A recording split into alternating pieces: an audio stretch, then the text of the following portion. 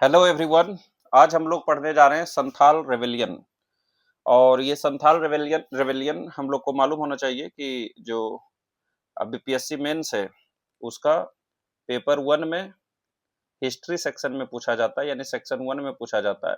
और जनरली आजकल का ट्रेंड है, यानी 78th बीपीएससी या उससे पहले 69 और 68 का ट्रेंड है कि इसको जनरली पूछा जाता है शॉर्ट आंसर क्वेश्चन में, है ना। 7 नंबर 8 नंबर वाले में पूछा जाता है। हालांकि हम लोग पढ़ लेंगे पूरा, और अगर मौका मिलेगा तो जरूर इसका आंसर राइटिंग भी बताएंगे कि कैसे हम इन सभी पॉइंट्स को अपने 7 या 8 नंबर वाले क्वेश्चन में भी इंक्लूड कर सकते हैं। तो शुरू करते हैं। संथाल रेवेलियन ये कब होता है? 1855-56 में होता है। ये डेट इसलिए इंपॉर्टेंट है क्योंकि जो ग्रेट वार ऑफ इंडिपेंडेंस है, यानी फर्स्ट वार ऑफ इंडिपेंडेंस, जैसे वीडी सावरकर ने फर्स्ट वार ऑफ इंडिपेंडेंस कहा, वो 1857 में होता है। जो रिवोल्ट ऑफ 1857 है उसके जस्ट 1 साल पहले होता है, इसलिए इसका सिग्निफिकेंस और बढ़ जाता है ना। तो ये रिवोल्ट ऑफ 1857 के जस्ट पहले होता है। इंट्रोडक्शन में क्या लिख सकते हैं? इंट्रोडक्शन में वही लिखना है। क्या लिखना है कि कौन किया, बाय हुम, या पहला लिखना है कि इसका नाम क्या है ना, या ऑल्सो नोन एज, ये लिखना है। फिर लिखना है व्हेन, कब हुआ। फिर लिखना है बाय हुम, किनके द्वारा हुआ, किनके द्वारा किया गया। फिर लिखना है अगेंस्ट हुम, किसके अगेंस्ट में हुआ, है ना। फिर लिखना है वेयर, कहाँ पर हुआ, और अगर संभव हो सका तो वाई। लेकिन सबसे इंपॉर्टेंट है कि इंट्रोडक्शन में इसका नाम और ऑल्सो नोन एज, है ना। जैसे बिरसा मुंडा का भी बिरसा उल गुलान भी नाम है, और जैसे संथाल रेवेलियन का भी नाम संथाल हुल के नाम से जानते हैं। तो ये लिखेंगे तो थोड़ा आंसर में कम शब्दों में हम इंट्रोडक्शन में अच्छे इंपैक्ट बना सकते हैं। तो इसका नाम और ऑल्सो नोन एज।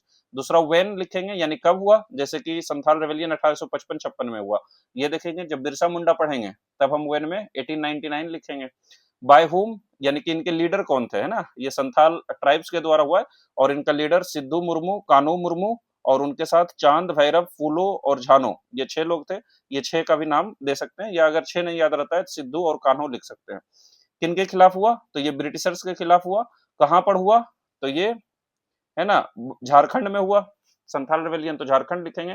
क्या क्यों हुआ तो वो भी देखेंगे कि क्यों हुआ। तो इसको हमने 2 सेंटेंस में पूरा किया है। आप चाहें तो इसको अगर एक सेंटेंस में या एक पैराग्राफ में इंक्लूड करते हैं तो वो भी बहुत बढ़िया इंट्रोडक्शन होगा, है ना। सभी को शॉर्ट में लिखना पड़ेगा, और अगर शॉर्ट में आता है तो आप 6 नाम की जगह 2 नाम देके भी लिख सकते हैं। तो संथाल रेवेलियन 1855-56 डेट हो गया। ऑल्सो नोन एज संथाल हुल, क्यों, ये भी हो गया। बिगेन ऑन 30th जून 1855, ये 30 जून 1855 को शुरू हुआ। एट भोगनाडी, झारखंड, झारखंड की एक जगह है भोगनाडी, वहां से शुरू हुआ। तो आप ये भी दे सकते हैं या सिंपल लिख सकते हैं Santhal rebellion also known as Santhal Hul, और ये डेट दे सकते हैं। और लिख सकते हैं took place in Jharkhand under the leadership of Sidhu Sidhu Murmu, Kanhu Murmu, और चांद, भैरव, फूलो और झानो थे। ये सब भाई बहन ही है। सिद्धू, कान्हू, चांद, भैरव 4 भाई थे, और उनकी 2 बहन थे, फूलो और झानो। यही 6 लोग इनके लीडर थे। बाकी तो हजारों संथाल जो ट्राइब्स है वो इनसे जुड़ते हैं, और दूसरे ट्राइब्स के लोग भी जुड़ते हैं। पर ऐसा इंट्रोडक्शन लिखने का फायदा है कि आपने जितने भी चीज इसका फैक्ट है सबको आपने इंक्लूड कर लिया, है ना। और जो एक चीज बच गया कि क्यों हुआ, ये लिख सकते हैं। It was directed against the exploitative structure of British east India company, है ना। किसके खिलाफ हुआ? तो ब्रिटिश ईस्ट इंडिया कंपनी के एक्सप्लॉयटेटिव स्ट्रक्चर के खिलाफ हुआ। और ब्रिटिश ईस्ट इंडिया कंपनी को सपोर्ट किया जाता था, supported by zamindars, money lenders and officials. और इन सभी को क्या कहते थे? डिकूज कहते थे, है ना। आउटसाइडर जो भी थे, जो भी संथाल परगना के बाहर के थे, यानी संथाल के जो एरिया है इसके बाहर के थे, उसको डिकू कहते थे, है ना। सभी ट्राइब, जैसे बिरसा मुंडा का जो भी एरिया है उसके बाहर से कोई लोग आए हैं तो उसको क्या कहेंगे? डिकू कहेंगे। अगेंस्ट इकोनॉमिक एक्सप्लॉयटेशन, तो क्यों हुआ? क्योंकि इसका रीजन इकोनॉमिक एक्सप्लॉयटेशन था, एडमिनिस्ट्रेटिव इनजस्टिस था, और destruction of traditional governance system था। इस सबको हम लोग एक एक करके पढ़ेंगे। जब रीजन ऑफ रिविलियन पढ़ेंगे तो इसी को एक्सपेंडेड वर्जन में पढ़ेंगे, पर इसको अगर हम इंट्रोडक्शन में शामिल कर लेते हैं तो ये पूरा जो हम आगे लिखने जा रहे हैं उसका एक स्नैपशॉट मिल जाता है। आप चाहें तो इसको शॉर्ट में भी लिख सकते हैं। क्या लिख सकते हैं? कि संथाल रेवेलियन, संथाल रेवेलियन, और यहाँ पर डेट दे सकते हैं 1855-56 में हुआ। Also known as, also known as Santhal Hul, इन्हें इसको संथाल हुल भी कहते हैं। Was a rebellion, was a rebellion against, against the British rule, against the British rule, British rule, supported by, इनको कौन सपोर्ट करते थे? सपोर्टेड बाय डिकूज, डिकूज, है ना, dikus, in the in the area of, in the area of ये कौन सा area में होता है? तो ये दमन एकोह में होता है। आगे आएंगे हम लोग। ये दमन एकोह है ना, ये एग्जैक्ट एरिया इसका लिखेंगे, इन द एरिया ऑफ दमन एकोह लिख सकते हैं यहीं पर, दमन एकोह, या झारखंड भी लिख सकते हैं। बाय किनके द्वारा हुआ? सिद्धू, कान्हो, चांद, भैरव एंड फूलो एंड झानो, ऐसा करके भी लिख सकते हैं। ये भी बढ़िया इंट्रोडक्शन होगा। बेसिकली आपको इसमें जो इंट्रोडक्शन पार्ट है उसमें मैक्सिमम चीज को इंक्लूड करना पड़ेगा जो आप आगे लिखने जा रहे हैं। तो इसमें हमने क्या क्या पढ़ा कि संथाल रेवेलियन का दूसरा नाम क्या है? संथाल हुल। ये ऑब्जेक्टिव में भी आता है, संथाल रेवेलियन का नाम संथाल हुल है। फिर हमने पढ़ा कि किस समय ये हुआ रेवेलियन? 1855-56 में। कब शुरू हुआ? 30 जून 1855 को। कहां पर शुरू हुआ? तो भोगनाडीह में एक मीटिंग होता है, झारखंड का भोगनाडीह में है ना। जब आंदोलन होने से पहले संथाल के जो लीडर हैं, सिद्धू, कान्हू, चांद, भैरव, फूलो, झानो, ये सब रहते हैं और बाकी संथाल के लोग रहते हैं, उनमें मीटिंग होता है भोगनाडीह झारखंड में। और इनके लीडर कौन थे? सिद्धू मुर्मू, कान्हू मुर्मू, चांद, भैरव, फूलो, झानो। दो नाम जरूर याद रखें, सिद्धू और कान्हू। आप ये दोनों को शामिल करना पड़ेगा, बाकी सब आप पे ऑप्शनल है, कितना आपका मेमोरी पावर है। इट वाज, ये क्यों हुआ? ये किसके खिलाफ था? तो exploitative system of British east India company, British India company के साथ था। और ब्रिटिश ईस्ट इंडिया कंपनी का सपोर्ट कौन किया? जमींदार, मनीलेंडर्स, मनीलेंडर्स को महाजन भी कहते थे, और ऑफिशियल्स, ये सभी को एक साथ कहना हो तो डिकूज कहेंगे। और क्यों हुआ? तो इकोनॉमिक एक्सप्लॉइटेशन था, एडमिनिस्ट्रेटिव इंजस्टिस था और destruction of traditional governance system था। सभी को एक एक करके देखना है। तो आइए देखते हैं रीजन ऑफ द रिवेलियन। आखिरकार इस रिवेलियन का क्या क्यों हुआ? अगर आपने जो अवतार मूवी है ना, अवतार मूवी का पार्ट 1 देखे हैं, तो इसमें भी सेम चीज दिखाया जाता है। एक तरीका से आप मान सकते हैं कि कुछ लोग पृथ्वी से दूसरे ग्रह पर जाते हैं और वो लोग प्रकृति से बहुत प्रेम करते हैं ना, जो उस ग्रह के लोग रहते हैं वो प्रकृति से बहुत प्रेम करते हैं और उनके अंदर बहुत सारे रिसोर्सेस हैं। जहां पर उनका फॉरेस्ट एरिया है, उससे उसके अंदर बहुत सारे रिसोर्सेस हैं, उसको उस रिसोर्स को लेने के लिए वो पूरा डिस्ट्रॉय करते हैं फॉरेस्ट को, वो पेड़ को काटना चाहते हैं, वो उस ट्राइब को नुकसान पहुंचाना चाहते हैं और उसी के कारण इधर से भी फिर क्या होता है? रिएक्शन होता है, वो लोग भी लड़ाई करते हैं। तो सेम आप समझ सकते हैं कि ब्रिटिश आया, ब्रिटिश को जो फॉरेस्ट है इससे लालच हो गया, ब्रिटिश जो ट्राइबल लोग हैं इसको जबरदस्ती काम कराता था, इसको लूटने की कोशिश किया गया, फॉरेस्ट में ट्रीज से उसको लगाव था, ट्रीज लेना चाहता था और रिसोर्सेस हैं उसको ऑक्यूपाई करना चाहता था। और इसी के लिए जो ट्राइबल लोग हैं ब्रिटिश के खिलाफ आंदोलन करते हैं, जिसको आज हम लोग पढ़ने जा रहे हैं। तो वो सिंपल है ना। जल जम, एक चीज और आपको याद रखना चाहिए, कहीं मौका मिले तो जरूर लिखे, जल, जंगल, जमीन, है ना, आगे आएगा भी। ये मेन आइडिया था। अभी भी जो नक्सलाइट हैं उनका क्या है कि जल, यानी कि उनका जो वाटर सिस्टम है, जैसे नदी है, तालाब है, जहां से वो पानी पीते हैं, उसको अगर कोई लेने की कोशिश करता है तो वो युद्ध करेंगे। जंगल, वो जंगल से बहुत प्रेम करते हैं, जंगल में रहते हैं, पेड़ पौधा को भगवान की तरह मानते हैं। प्रकृति प्रकृति बेसिकली उनका रिलीजन में प्रकृति को पूजा किया जाता है, प्रकृति का पूजा किया जाता है। जंगल लीजिएगा तो मार होगा। और जमीन, उनका जमीन अगर लेने की कोशिश की जाएगी तो फिर वो संघर्ष करेंगे। तो यही सब वजह थी, एक एक करके देखते हैं। पहला है कि रीजन ऑफ रेवेलियन क्या है? पहला है land alienation and loss of control. जो संथाल लोगों का लैंड है, संथाल लोगों का जमीन है, इससे उन्हें एलिनिएट कर दिया गया। और एलिनिएट मतलब क्या हुआ?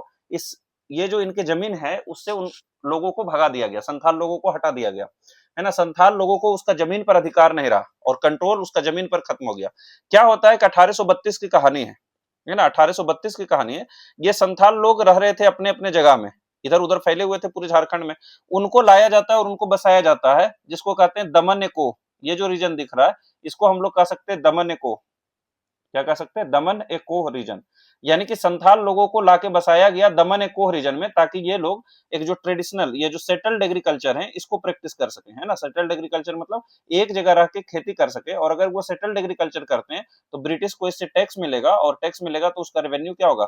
इंक्रीज होगा, यानी कि पैसा इंक्रीज होगा। यानी कि to increase the revenue the Britishers settled many Santhals from different regions in the region of Damin-i-Koh. बहुत अलग अलग रीजन से लाते हैं और दमन एकोह के एरिया में बसाते हैं। ये दमन एकोह रीजन क्या है? अभी यहाँ पर देखिए, ये बिहार है ना, ऊपर में जो दिख रहा है ये बिहार है। बिहार का यहाँ पर भागलपुर है और यहाँ पर कहीं पर राजमहल हिल्स है ना। झारखंड के जो नॉर्थ ईस्ट पोर्शन है ये राजमहल हिल्स है। तो यही भागलपुर से, ये जो भागलपुर का रीजन है, भागलपुर से जो राजमहल हिल्स है, इसी को दमन एकोह कहते थे। इसमें झारखंड का डिस्ट्रिक्ट अगर देखना चाहें तो जैसे साहेबगंज है ना, ये साहेबगंज है, ये गोड्डा है, ये पाकुड़ है, ये तीनों डिस्ट्रिक्ट ज्यादातर आती है दमन एकोह रीजन में। तो आप समझ सकते हैं जो दमन एकोह है वो झारखंड का नॉर्थ ईस्टर्न पार्ट में है। दमन एकोह राजमहल एरिया के आसपास के रीजन को कहा जाता है। दमन एकोह जो भागलपुर से राजमहल हिल से उसके बीच के कुछ जमीन को दमन एकोह कहा जाता था। तो ये अलग अलग जगह पर थे। 1832 में इन्हें लाया गया और दमन एकोह में सेटल्ड किया गया। यहां तक तो दिक्कत नहीं था कि दमन एकोह में ये सेटल्ड होते हैं और क्या कहा जाता है कि आप यहाँ पर सेटल्ड एग्रीकल्चर कीजिए, है ना, सेटल्ड एग्रीकल्चर कीजिए। अब आगे का कहानी देखिए। तो the Santhals were settled in दमन एकोह इन 1832। 1832 में बसा दिए गए। और ये दमन एकोह क्या है, भागलपुर टू राजमहल हिल्स को दमन एकोह कहते हैं। फॉर एग्रीकल्चरल एक्सपेंशन, कि खेती का विकास हो, खेती का प्रमोशन हो और सेटल्ड एग्रीकल्चर होगा तो टैक्स मिलेगा। बट ओवर टाइम, धीरे धीरे समय के साथ, दे वर डिस्पोजेस्ड फ्रॉम देयर लैंड, उनको उनके ही जमीन से निकाल दिया गया। लीगली एंड इकोनॉमिकली, है ना, पहले लीगली यानी कि आप इस जमीन के मालिक नहीं है, लीगल रूप से, कानून के रूप से उनको जमीन से हटा दिया गया। और बाद में इकोनॉमिकली, कि इकोनॉमिकली कैसे, ब्रिटिश बहुत सारे फॉरेस्ट लॉ लाते हैं ना, ब्रिटिश क्या लाते हैं, फॉरेस्ट लॉज लाते हैं। और ये फॉरेस्ट लॉज अगर लाते हैं तो क्या दिक्कत होती है, इससे ये जो अधिकार है, राइट ओवर फॉरेस्ट है, इसको रेस्ट्रिक्ट किया जाता है। जो इंडिजिनस पीपल है, जो जंगल में ही रहते थे, जो आदिवासी हैं, अब वो फॉरेस्ट में ट्री को, तेंदू लीव्स को, या जो वहां माइनर प्रोड्यूस है, लकड़ी है, उस पर भी उसका अधिकार को खत्म कर दिया जाता है। तो economically as well as legally law भी लाए और इकोनॉमिकली भी उसको उनको हटा दिया जाता है, यानी उनको अधिकार अपने ही जमीन पर नहीं रहता है, अपने ही जंगल पर नहीं रहता है।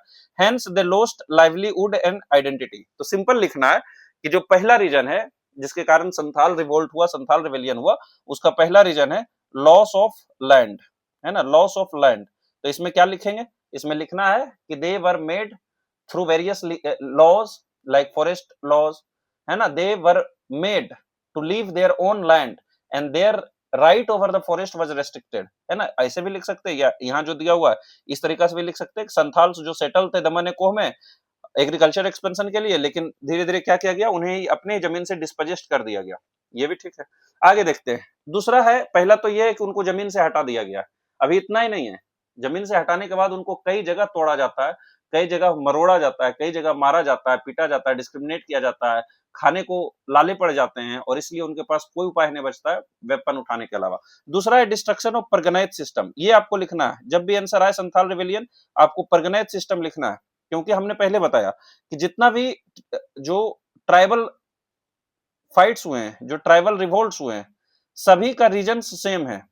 सभी का रीजन क्या सेम है कि ब्रिटिश आएगा, उसका जमीन पर से अधिकार छीन लेगा, उसको जबरदस्ती काम कराएगा, उसको इकोनॉमिकली मनी लेंडर्स के द्वारा, है ना, जहां से कर्जा लेंगे उसको मनी लेंडर्स के द्वारा उस पर बहुत ज्यादा इंटरेस्ट रेट रखा जाएगा, जिससे और उनको पैसा का नुकसान होगा। क्रिश्चियन मिशनरी आएंगे, उनके धर्म को बदलने की कोशिश करेंगे। तो वो सब रीजन है। लेकिन कुछ कुछ जो टर्म है, जैसे बिरसा मुंडा रिवोल्ट को संथाल रेवेलियन से कैसे अलग होगा, यही टर्म अलग करेगा, बाकी सब तो लगभग सेम रहेगा। वहां भी पढ़ेंगे तो देखेंगे काउज लगभग लगभग सेम रहेगा, है ना। तो ये जो परगनाइज सिस्टम है, ये अगर लिखते हैं संथाल रेवेलियन में तो लगेगा कि आप पढ़ के आए, बस कहीं जो कॉमन चीज है, जो कॉमन चीज है, जो जनरल नॉलेज की बात है, विदाउट पढ़े जिसको हम लिख सकते हैं कि आखिरकार क्यों कोई फॉरेस्ट में रहने वाला ब्रिटिश के खिलाफ आंदोलन करेगा, क्योंकि उसका जमीन ले लिया होगा, क्योंकि उसको धर्म के नाम पर उसको कन्वर्ट करने की कोशिश की होगी, मनी लेंडर्स आया होगा, बहुत हाई इंटरेस्ट रेट लेता होगा, खाने नहीं मिलते होंगे उसको, है ना, डिस्क्रिमिनेट किया जाता होगा, मारते पीटते होंगे, रेप कर लेते होंगे, ऐसा भी बहुत जगह घटना होता था। तो वो सब तो कॉमन है, लेकिन ये जो परगनाइज सिस्टम है इसको संथाल में लिखना है। तो परगनाइज सिस्टम क्या था, बेसिकली परगनाइज सिस्टम में एक पोस्ट होता था जिसका नाम था मांझी। परगनाइज सिस्टम में एक पोस्ट होता था जिसका नाम क्या था, मांझी। ये मांझी एक ग्रुप ऑफ विलेजेस का हेड होता था, है ना, ये एक ग्रुप ऑफ विलेज है, कुछ गांव है, इस गांव में संथाल लोग रहते हैं, उसका हेड कौन है, ये मांझी है। और यही मांझी के पास जुडिशियल पावर है, तो कोई क्राइम किया, कोई कुछ किया तो उसको सजा देने का काम कौन करेंगे, यही मांझी जी कहेंगे। तो इनके पास पॉलिटिकल पावर है, जुडिशियल पावर है, यानी इनके पास कुछ पावर है जो ट्रेडिशनल लॉ से, जैसे गांव में कैसे ग्राम पंचायत का हेड होते थे पहले, तो उसी तरह ये मांझी होता था। तो ब्रिटिश जब आया तो ये मांझी सिस्टम को खत्म कर दिया कि कोई मांझी सिस्टम नहीं होता है, अगर तुम लोग कुछ भी गलती करता है तो तुम लॉ कोर्ट में जाओ, तुम लोग कुछ दिक्कत होता है तो पुलिस के पास जाओ। ये इन सब चीजों से अनभिज्ञ थे, इन सब चीजों की जानकारी नहीं थी। और क्योंकि बाहर का जो लोग आया था, जो ब्रिटिश ऑफिशियल से, जो डिकूच है, जो मनी लेंडर से, वो उन लोग को पैसा देके अपने पक्ष में फैसला ले लेता था, तो इससे और इनको नुकसान हुआ। तो बिफोर ब्रिटिश इंटरवेंशन, जब ब्रिटिश नहीं आया था, तो Santhal society was governed by the Parganait system, है ना। संथाल सोसाइटी का कौन सिस्टम था? परगनायत सिस्टम था। वेयर परगनायत, या इसी को परगनायत को क्या कहते हैं? मांझी कहते हैं। जो head of A group of villages था, एक्सरसाइज एडमिनिस्ट्रेटिव पावर था, जुडिशियल पावर था, रेवेन्यू फंक्शंस था, यानी टैक्स भी कलेक्ट करते थे, बेस्ड ऑन कस्टमरी लॉज, उसका जो भी लॉ था उसके बेसिस पर वो रूल करते थे। This system was replaced by external officials, courts and police. इसको कोर्ट से, पुलिस से, ऑफिशियल्स रेवेन्यू कलेक्ट करने के लिए कौन आएगा? एक्सटर्नल ऑफिशियल्स आएगा। इससे रिप्लेस कर दिया गया। This became a major cause of rebellion, ये मेजर कॉज ऑफ रिवेलियन है, as it directly attacked Santhal self rule. Basically अगर मनी लेंडर्स उससे ज्यादा पैसा कलेक्ट कर रहा है, अगर जो रेवेन्यू ऑफिशियल से, है ना, रेवेन्यू जो कलेक्ट करने आया वो ज्यादा पैसा कलेक्ट कर रहा है, अगर उसके साथ कुछ ये लोग मारपीट करते हैं, तो इनको कहाँ जाना पड़ेगा? इसको जाना पड़ेगा पुलिस, इसको जाना पड़ेगा कोर्ट्स, और यहाँ पर इंग्लिश में ये लोग बात करेगा, है ना, क्योंकि वो जंगल से आए, उसका वैल्यू नहीं देगा, वैल्यू देगा मनी लेंडर्स को, ऑफिशियल्स को।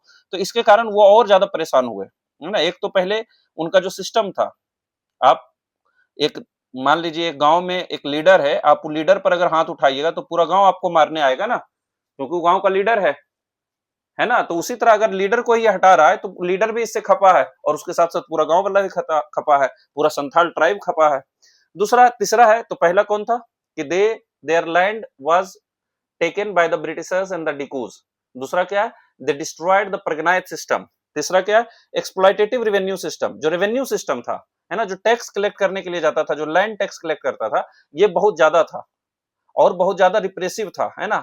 कुछ अलग अलग झूठ फूस का नियम निकाल के उससे ज्यादा पैसा लेने की कोशिश किया जाएगा। तो जो कॉलोनियल रेवेन्यू डिमांड था वो फिक्स्ड कैश चाहता था, and with their subsistence farming, वो तो सिर्फ अपना पेट पालन के लिए खेती करते थे।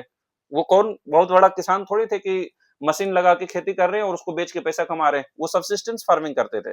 दे कुड नॉट पे, मेकिंग देम इंडेटेडनेस, वो पे नहीं कर पाते थे और उससे वो कर्ज में चले जाते थे। तो ये जो एक्सप्लॉइटेटिव रेवेन्यू सिस्टम है, जिसमें बहुत ज्यादा पैसा लेते थे और वो अपना पेट भरने के लिए सिर्फ खेती कर रहे थे, तो इससे दिक्कत हुआ कि वो कर्ज में चले गए। कर्ज में कैसे? कर्ज में अगर गए, यानी कि उनको पैसा अगर टैक्स देना है, नहीं दे पा रहे हैं, तो पहले तो वहां दिक्कत है कि क्यों हमसे पैसा ले रहे हो, और अगर ले रहे हो, अगर नहीं दे पा रहा है तो कहां जाएगा? मनी लेंडर्स के पास जाएगा। अब मनी लेंडर्स क्या कर रहा है? They charged exorbitant interest rate and used fraudulent methods.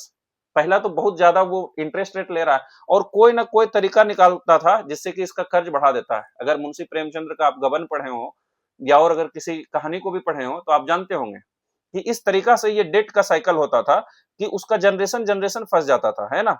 मान लीजिए एक आदमी है जिसका नाम ए है, इसका इस तरीका से जो बुक है जिसमें नोट किया जाता था और इंटरेस्ट रेट इतना हाई रखा जाता था, ये कि कभी चुका नहीं पाएगा डेट को, तो ये तो सब दिन गुलामी करेगा, फोर्स्ड लेबर करेगा, बेगार करेगा, जबरदस्ती उससे काम कराया जाएगा। इसका बेटा को भी दिखाया जाएगा कि देखो तुम्हारा बाप कर्ज नहीं चुका पाया तो तुम भी इसका गुलामी करो, इसका बेटा ये भी गुलामी करेगा। और इस तरह से ये जो महाजन थे, ये जो साहूकार थे, ये जो मनी लेंडर्स थे, ये अपना पेट भरते रहे संथाल के खून से, है ना। उनको जबरदस्ती उनका खाना पीना सब छीन के, उनको पसीना कमाई जो पैसा है उससे ये अपना काम चलाते थे। और आज तक ऐसे मनी लेंडर्स, महाजन आपको गांव में, शहर में सब जगह दिखेंगे, मोटे मोटे चर्बी वाले, है ना। सावधान रहें, सुरक्षित रहें।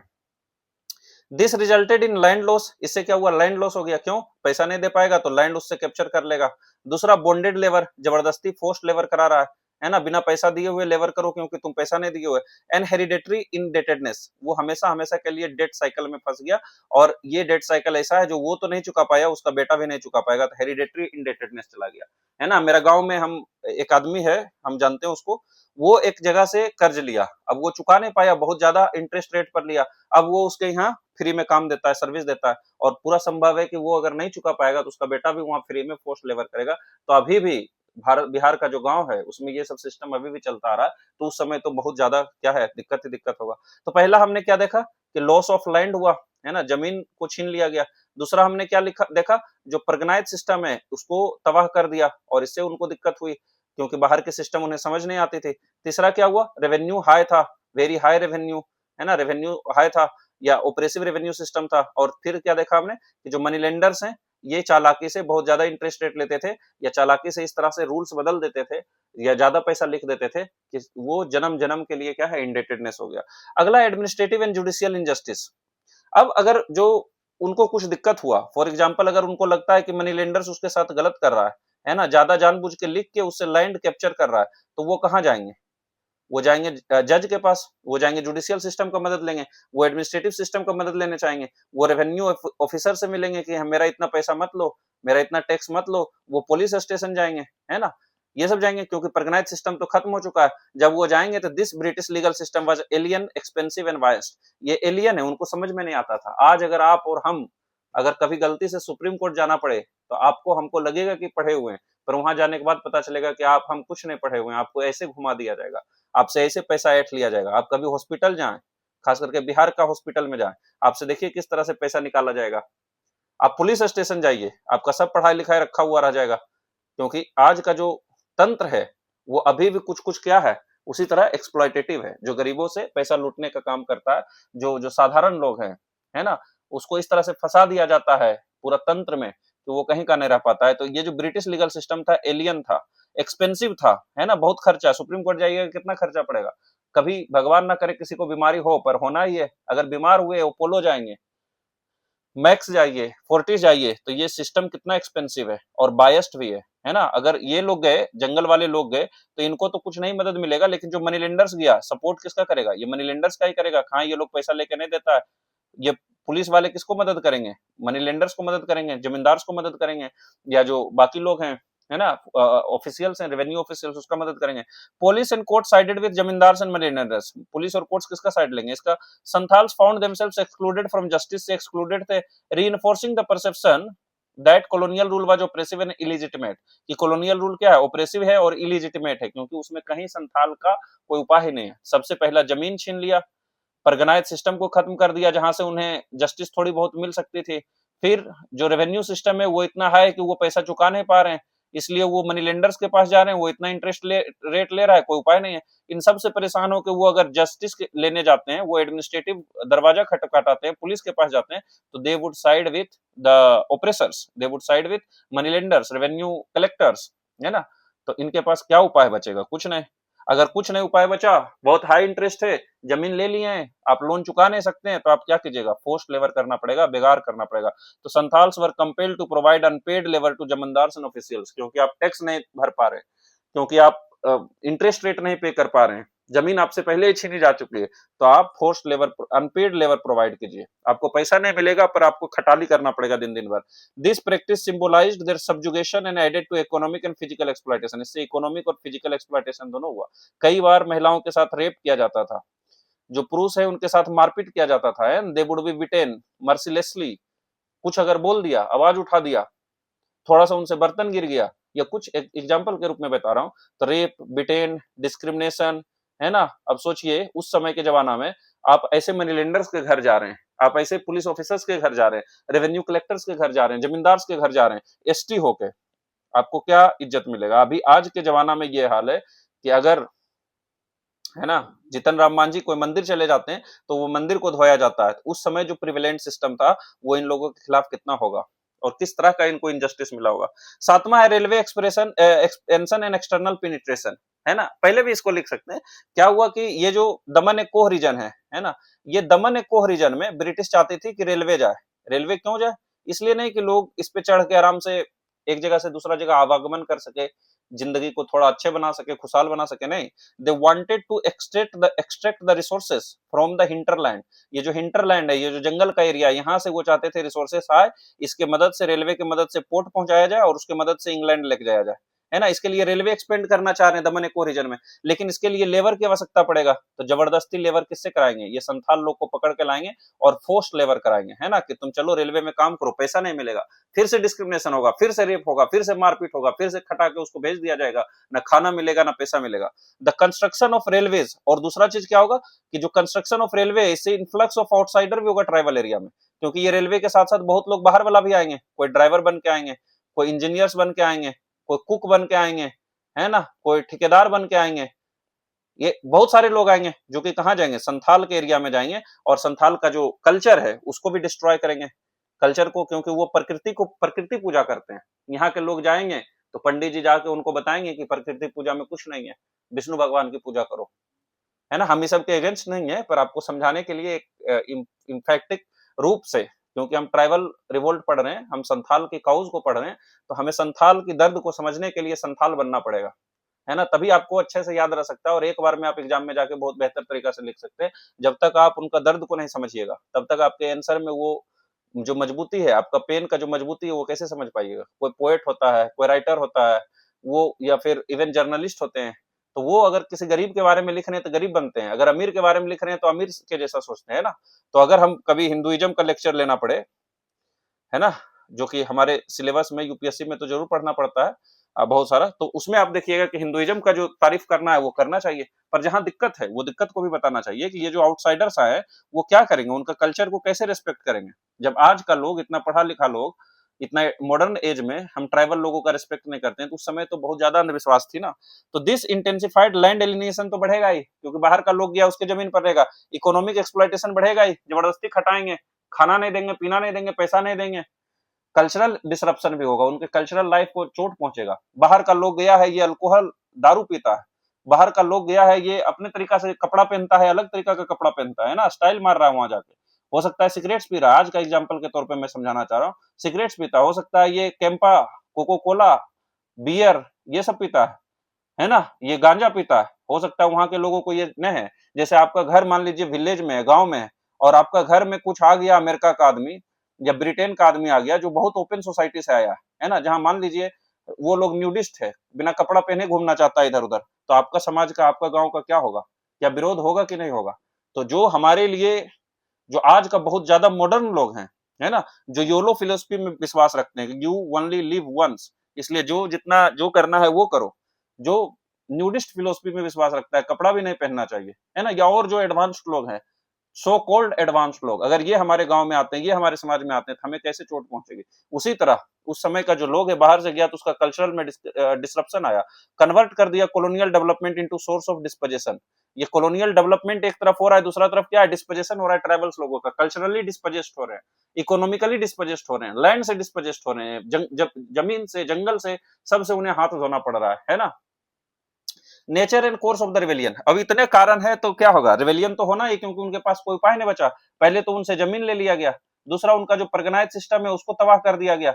जब उनको दिक्कत हुआ तो रेवेन्यू ऑफिशियल्स आए, वो बहुत ज्यादा टैक्स कलेक्ट करने लगे, पैसा नहीं दे पाए, मनी लेंडर्स के पास गए, लेकिन ये और ज्यादा इंटरेस्ट रेट लिया और इनको एक डेट साइकिल में फंसा दिया। जब वो पुलिस के पास गए, जब वो जज के पास गए, जस्टिस सिस्टम का दरवाजा ढकढकाया, तो इन्होंने भी साथ दिया ऑपरेसर का। बाद में अगर कुछ नहीं हुआ तो रेलवे लाइन को एक्सपेंड करना चाहा, और ये रेलवे लाइन एक्सटेंशन से उनका कल्चर भी तबाह हो गया, बाहर के लोग वहां सेटल हुए, और जो पहले से हो रहा था वो और मजबूत हो गया। और अगर कुछ नहीं हुआ तो कल्चर भी इनका क्या था, जो कल्चर था वो भी पूरी तरह से नुकसान हो गया। तो इतने चीज हुआ और उनको कहीं भी कोई जस्टिस नहीं मिल रहा, तो इनके पास क्या मिला कि रेवेलियन करना है, इसलिए रेवेलियन को हम लोग को पढ़ना पड़ेगा कि कैसा आंदोलन करते हैं। The rebellion began with a mass mobilization at Bhognadih, Bhognadih गांव है, ये गांव में बहुत सारे लोगों को बुलाया गया, संथाल लोगों को बुलाया गया कि अब ऐसे कार्रवाई नहीं होगा, ये हमें सब तरीका से मजबूर कर दिया है हथियार उठाने के लिए। इसलिए भोगनाडी गांव में, भोगनाडी विलेज में, है ना, हथियार लेके सब लोग पधारते हैं, और ये 30 जून 1855 को शुरू होता है, जहां सिद्धू और कानू डिक्लेयर किया कि कंपनी रूल समाप्त होता है और संथाल सेल्फ गवर्नेंस शुरू होता है, संथाल का युग शुरू होता है। ये जो ब्रिटिश है, ये जो डिकूज है, मनीलेंडर्स हैं, आउटसाइडर्स हैं, इनका रूल को खत्म किया जाता है और संथाल सेल्फ गवर्नेंस शुरू होता है। और संथाल सेल्फ गवर्नेंस करने के लिए जितने भी, है ना, जितने भी सिंबल्स हैं ब्रिटिश रूल का, जितने भी सिंबल्स हैं ब्रिटिश रूल का, जितने भी सिंबल हैं डिकूज का, आउटसाइडर्स का, ये सभी को धीरे धीरे क्या करना पड़ेगा, हम लोग को तबाह करना पड़ेगा, तोड़ना पड़ेगा, और इन लोगों को यहाँ से भगाना होगा, तभी संथाल रूल शुरू होगा। इसलिए द मूवमेंट स्प्रेड रैपिडली, ये तुरंत फैलता है। राजमहल हिल्स तो है, भागलपुर है, बीरभूम है, बांकुरा है, इतना नहीं याद रखना है आपको, सिंपली रखना है the movement spread through out the दमन एको और राजमहल एरिया और भागलपुर एरिया, है ना।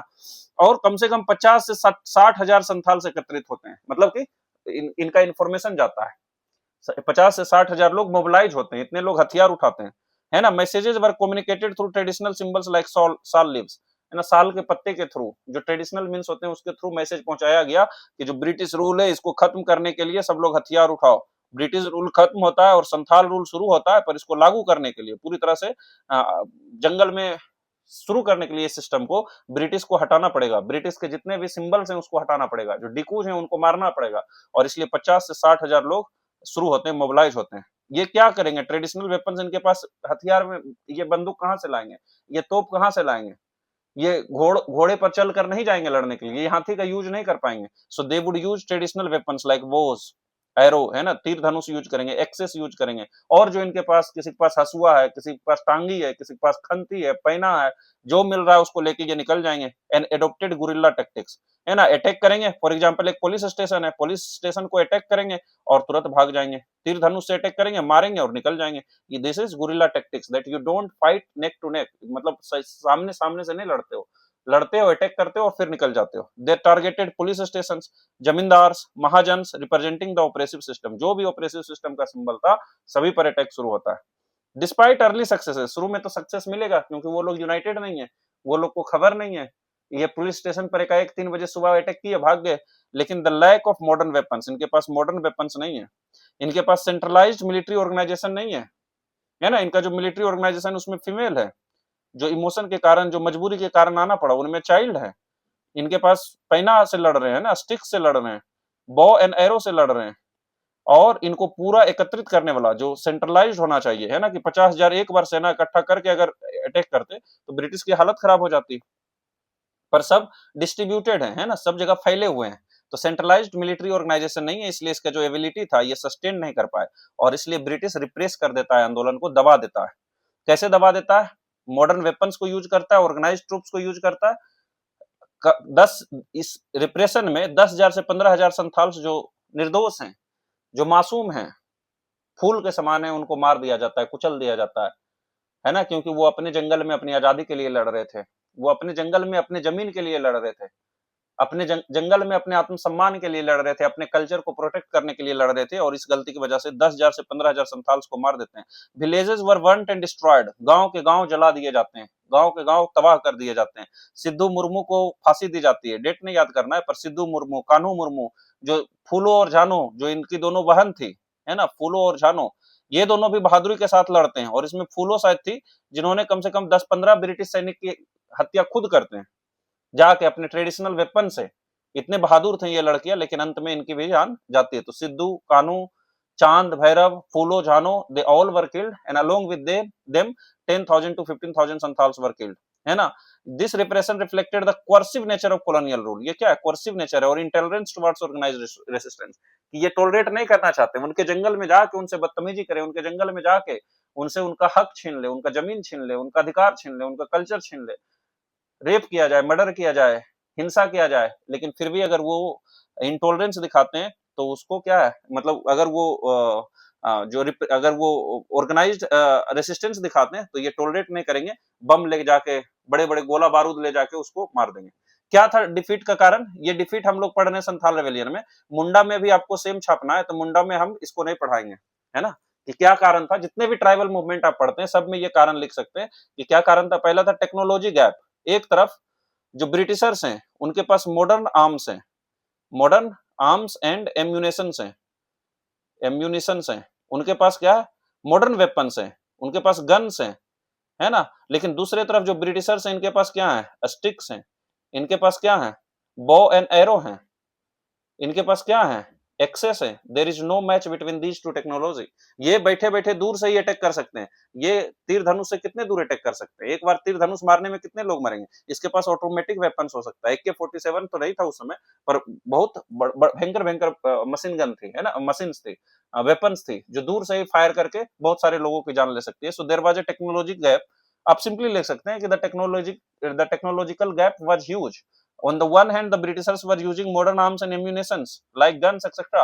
On the other hand, the Santhals were fighting with the sticks, bows, and arrows in excess. So there was no match, and the Santhals had to be defeated. है ना, उनको हारना ही था, उनके पास कोई उपाय नहीं था, क्योंकि इस वेपन से आप नहीं लड़ सकते। तो सिंपल लिखना है, इसमें कोई ऐसा नहीं कि आप कुछ वेपन का नाम याद करने लगे, उसका जरूरत नहीं है, सिंपल आंसर लिखना है। देखिए तीर धनुष से लड़ रहे हैं।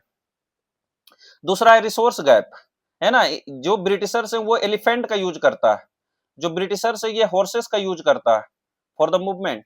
ये ब्रिटिशर्स ऊपर में अभी देखे, है ना, इनके पास खाना का, फूड का कोई कमी नहीं है, इनके पास सोल्जर, ट्रेंड सोल्जर्स, उसकी कमी नहीं है। पर जो संथाल्स हैं उनका लड़कियां लड़ रही है, उनके बच्चे लड़ रहे हैं, they are not trained, they are not trained. 50 से 60,000 जमा हो गए, लेकिन इसमें ट्रेंड कितने लोग होंगे? मुश्किल से 2-4 हजार लोग भी ट्रेंड नहीं होंगे। So there was a resource gap, है ना। टेक्नोलॉजी का तो गैप है ही, पर ये हाथी घोड़े से लड़ रहे हैं, इनके पास ट्रेंड सोल्जर्स है। ह्यूमन रिसोर्स का भी गैप है ना। देखिए हाथी का यूज किया जा रहा है ब्रिटिशर्स के द्वारा, ऊपर से ही ये गन से मार देंगे, ये लोग क्या स्टिक से किसको मारेंगे? देखिए ये घोड़े का यूज कर रहे हैं, कितना इसका फास्ट रहेगा मूवमेंट। तीसरा है लीडरशिप गैप, है ना। डेथ हो जाता है जब चांदन भाई सिद्धू और कान्हो का जो लीडर थे, मेन लीडर थे, then there is no leader to lead the Santhals. लेकिन अगर ब्रिटिशर्स में किसी लीडर का डेथ हो जाता है, किसी कमांडर का डेथ हो जाता है, तो उसके पास हजारों लीडर्स पूरा इंडिया भर में मौजूद है। So there is leadership gap also. और सिद्धू और कान्हो उतने ट्रेंड नहीं है इन सभी युद्ध में जितना ब्रिटिशर्स है। उसको ट्रेनिंग दिया जाता था, उसको पढ़ाया जाता था। अगर आपका हमारा युद्ध कभी आर्मी मैन से हो जाएगा तो कितना मार खाएंगे, है ना, कूट दिए जाएंगे, क्योंकि उनको कराटे की ट्रेनिंग दी जाती है। उनको उनका शरीर वैसा रोज दिन एक्सरसाइज कराया जाता है, उसको उस तरह से ट्रेनिंग दिया गया है, मेंटली ट्रेनिंग दिया गया है। So there is leadership gap also, है ना। इंटेलिजेंस गैप है, ब्रिटिशर्स क्या यूज कर रहा है? टेलीग्राफ का यूज कर रहा है ना। जैसे बिरसा मुंडा सोते रहते हैं, उसको पकड़ा जाता है। ब्रिटिशर्स के पास क्या है? बेटर इंटेलिजेंस है, क्योंकि इधर का लोग क्या है? घुसखोर है। थोड़ा सा पैसा दो, उधर चले जाएंगे और बता देंगे। और लेकिन उनके पास, संथाल के पास क्या है? कुछ नहीं है। तो इंटेलिजेंस गैप है। जियोग्राफिकल लिमिटेशन है ना। ये जंगल में ठीक फाइट करते थे, पर दिस जंगल इज लिमिटेड, है ना, इसका लिमिटेड है, कम ही एरिया में फैला हुआ है। और दूसरा, उनको ज्यादा ल्योर किया जाता था कि ओपन फील्ड्स में आइए, है ना। जंगल में लड़ रहे हैं, उनको कुछ बहाना बना के, जैसे कुछ ब्रिटिशर्स भाग के आ गए ओपन फील्ड में, और जब ओपन फील्ड में आएंगे बॉ एंड एरो से और चारों तरफ गन्स रखे हुए रहेंगे, तो इनको भून दिया जाएगा, है ना। तो ज्योग्राफिकल लिमिटेशंस भी था कि they were limited to a very small geography, and when lured in the open places they were no match with the Britishers. सामने सामने से कभी लड़ नहीं सकते थे ना, तो उनको छुपना ही था। इनको सपोर्ट नहीं मिला अदर ट्राइब से, there was no support from other tribes. अगर जितने भी छोटा नागपुर प्लेट्यू में, अगर जितने भी झारखंड का एरिया में, बिहार का एरिया में उस समय ट्राइब्स थे, अगर सभी ट्राइब्स एक साथ आ जाते और इन ट्राइब्स को अगर और लोगों से, जो बाद में रिवोल्ट ऑफ 1857 हुआ, अगर उनसे मदद मिलता, तो इनको कूट कूट के मारा जाता, है ना। तो इन वजह से हार गए। ये सेम आप मुंडा रेवेलियन में भी लिख सकते हैं कि टेक्नोलॉजी गैप है, रिसोर्स गैप है ना, लीडरशिप गैप है। बिरसा मुंडा अकेले लीडर हैं, कितना दिन तक? अगर बिरसा मुंडा की हत्या होती है तो पूरा बिरसा मुंडा खत्म, लेकिन उधर तो बहुत सारे लीडर्स हैं, है ना। इंटेलिजेंस का गैप है, जंगल में लड़ रहे हैं, लिमिटेड सपोर्ट मिल रहा है। तो ये सब कारण सभी का था। जितने भी हम लोग ट्राइबल मूवमेंट देखते हैं, सभी में सेम वजह थी। अगला है कॉन्सिक्वेंसेस ऑफ द रिवेलियन। ये रिवेलियन का कॉन्सिक्वेंसेस क्या हुआ? कॉन्सिक्वेंसेस का मतलब होता है बोथ पॉजिटिव एंड नेगेटिव, है ना। तो जब भी कॉन्सिक्वेंसेस आता है, क्योंकि हमने पहले ही दिखा दिया कि कितने लोगों की मृत्यु हुई, पर अगर सिर्फ आप कॉन्सिक्वेंसेस लिख रहे हैं, तो आप दोनों लिखिए कि इतने लोगों की हत्या हो गई, गांव के गांव डिस्ट्रॉय हो गए, और जो पॉजिटिव चीज हुआ, जो एडमिनिस्ट्रेशन में हुआ, वो भी लिखिए। पर अगर आपसे पूछा जाता है सिग्निफिकेंस क्या है, तो सिग्निफिकेंस में सिर्फ पॉजिटिव चीजें लिखनी है ना। फॉर एग्जाम्पल सिग्निफिकेंस में हम लोग लिख सकते हैं कि आज भी, या ये 1857 रिवोल्ट से जस्ट पहले हुआ, तो उसको इन्फ्लुएंस किया।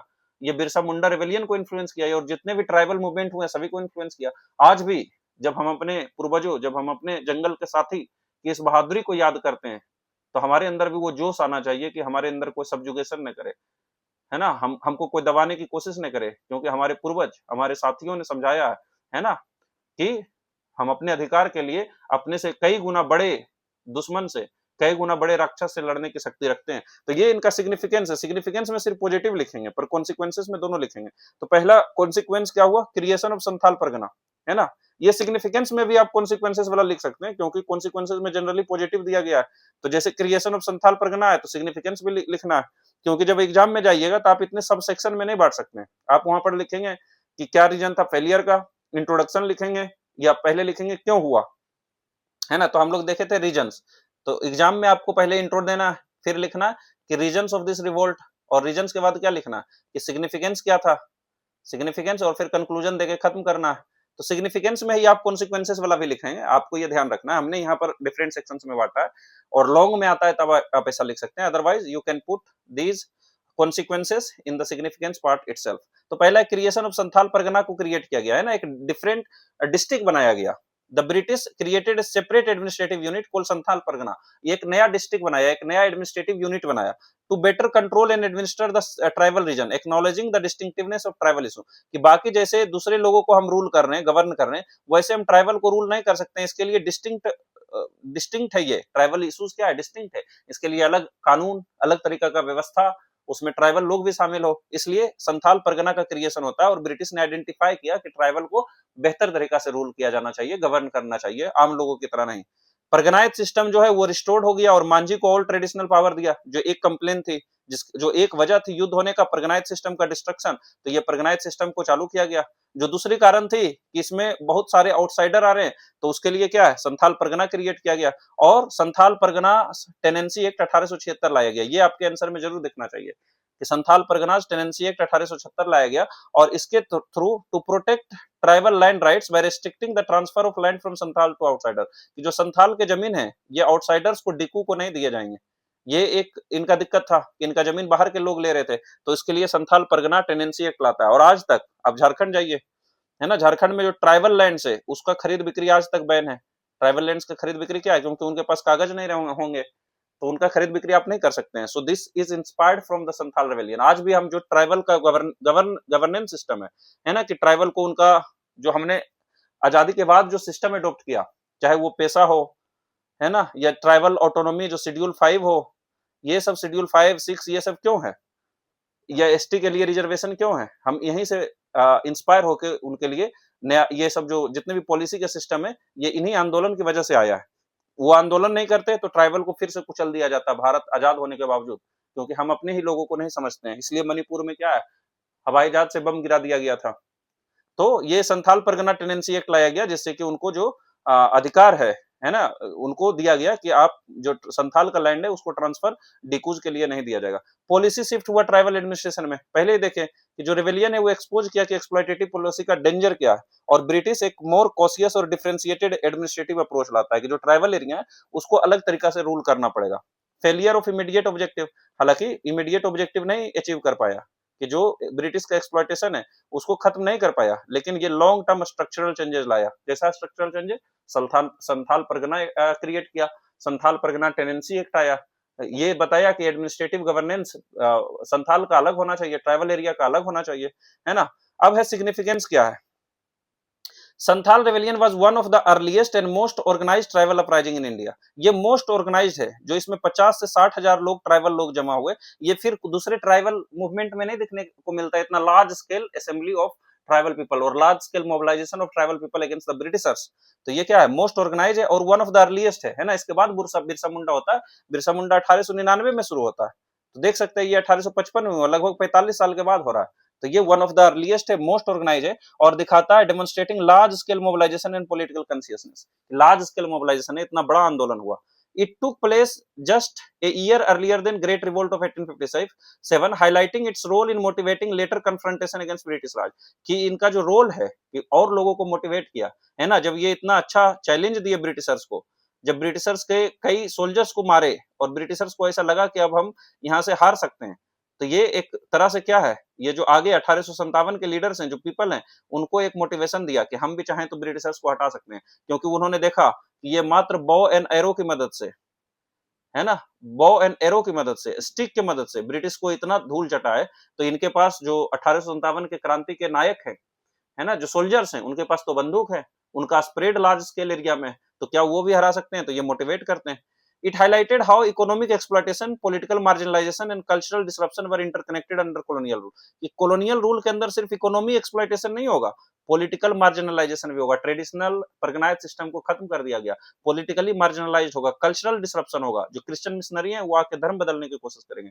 और सबसे बड़ा बात कि इट ब्राउट ट्राइबल इश्यूज, है ना, खास करके जो लैंड एलिनिएशन का इशू है, जो इनडेटेडनेस का इशू है, इसको एडमिनिस्ट्रेटिव और लीगल डोमेन में लाया, जो कि अभी भी ध्यान में रखा जाता है बिफोर फॉर्मुलेटिंग एनी लेजिस्लेशन और policies for our tribal brothers and sister.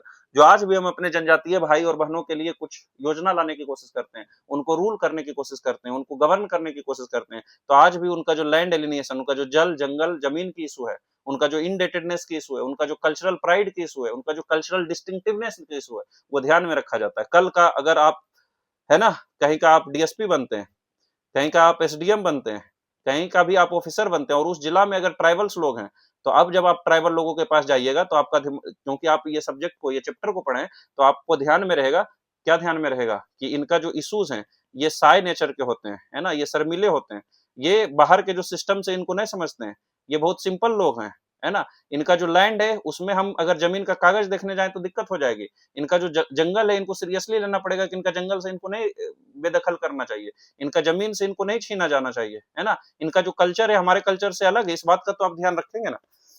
तो ये क्या है कि आज के भी जो एडमिनिस्ट्रेशन है, आज के भी जो पॉलिसी है, इन इन संथाल रिवोल्ट के कारण हमें ध्यान में रखना पड़ता है। अगर संथाल आंदोलन नहीं होता तो आज भी क्या है, संथाल के जो ट्राइब्स, संथाल ट्राइब्स के जो अधिकार है उनको आज भी ध्यान में नहीं रखा जाता, ऐसा चिंता होती है लोगों को। द पार्टिसिपेशन ऑफ, इसमें कौन कौन भाग लिए, फूलो और झानो भाग लिए और इनके साथ कई महिलाएं ने भाग लिया। This reflects the role of women in resistance movement. ये सिर्फ पुरुष ही नहीं, महिलाएं भी कंधा से कंधा मिला के अंग्रेजों के खिलाफ दो दो हाथ लिए, है ना? अंग्रेजों को मारने में महिलाओं का भी भूमिका थी, अंग्रेजों के खिलाफ जो रेसिस्टेंस हुआ, जो आंदोलन हुआ, बाद में जो फ्रीडम स्ट्रगल हुआ, उसमें महिलाओं का रोल था, ये सिग्निफाई करता है। ये प्रिकर्सर है लेटर मूवमेंट, जैसे कि मुंडा रिवेलियन हुआ तो उनको सीख देती है, या उनसे पहले हुआ है, और इससे एंटी कॉलोनियल स्ट्रगल जो इंडिया है उसमें कंट्रीब्यूट करता है। और even now Indians take pride that our forefathers fought against much technologically advanced and organized adversaries to protect the respect of motherland. हमारे अपनी जमीन माता, जंगल की प्रोटेक्शन के लिए, जमीन की प्रोटेक्शन के लिए, अपनी आबरू बचाने के लिए, अपनी अस्मिता बचाने के लिए, अपने कल्चर बचाने के लिए, अपने धर्म बचाने के लिए, अपने लोगों की प्रोटेक्शन के लिए, जो मच लार्जर, है ना, टेक्नोलॉजिकली एडवांस्ड और ऑर्गेनाइज्ड एडवर्सरी था, उनके खिलाफ संघर्ष किया। ये आज हमें अपना मतलब कि प्रेरणा देनी चाहिए, है ना? एक हम इनसे सीख ले सकते हैं कि हमें भी क्या है कि अपने लोगों को प्रोटेक्ट करने के लिए हम भी अपने आप में कदम उठा सकते हैं। तो ये जो सिग्निफिकेंस है, सिग्निफिकेंस क्या है? सिग्निफिकेंस है कि आज भी हम अपने पॉलिसीज में इसका ध्यान रखते हैं, आज भी इसका इंस्पिरेशन है ये हमारे लिए, है ना? ये आज के पॉलिसी में रखा जाता है। इससे परगना जो डिस्ट्रिक्ट था वो क्रिएट हुआ, इससे जो परगनाइज सिस्टम है उसको रिस्टोर किया गया, इससे जो संथाल परगना टेनेंसी एक्ट है उसको लागू किया गया, है ना? ये सब, और जो लैंड एलिनिएशन का इशू है उसको फोर फ्रंट पर लाया गया।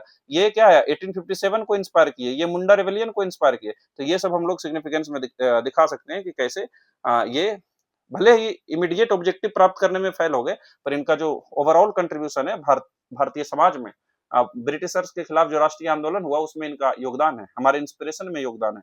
कंक्लूजन में क्या लिख सकते हैं कि जो संथाल रेवेलियन है ये एक मेयरली ट्राइबल अपराइजिंग नहीं था, लेकिन एक सिस्टमेटिक रेसिस्टेंस था अगेंस्ट कॉलोनियल एक्सप्लॉयटेशन, और जो डिस्ट्रक्शन हुआ था indigenous institute like Parganait system, although suppressed, हालांकि सप्रेस्ड हो गया, ये फोर्स किया ब्रिटिशर्स को to introduce administrative reforms and protective legislation, कि ऐसे लेजिस्लेशन, ऐसे लॉ और एडमिनिस्ट्रेटिव रिफॉर्म्स लॉ की इसके लिए मजबूर किया। और लास्ट में आपको जरूर लिखना है कि इट कंटिन्यूज टू